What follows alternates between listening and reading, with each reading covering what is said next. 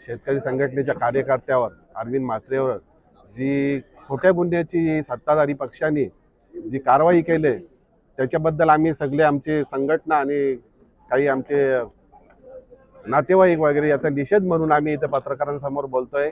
कारण खरोखर आमच्या गावामध्ये एवढा अत्याचार चाललाय त्या भावाभावामध्ये भांडण आहे आणि काही आमच्या ज्या डेव्हलपला जमिनी दिलेल्या आहेत त्याच्या अजून आम्हाला पोझिशन नाही आहेत, वेळेवर भाडे नाही आहेत आणि कितीतरी वर्ष मिळाली नाहीत। याचा आम्हाला खरोखर याच्याबद्दल आम्ही निषेध करतो आणि जर लोकांना या नेत्याबद्दल जर आपुलकी वाटत असेल त्यांनी म्हणजे आमचं बघून जे त्यांचे हाल करू नये हीच आमची एक इच्छा आहे, एवढं सांगू इच्छितो मी।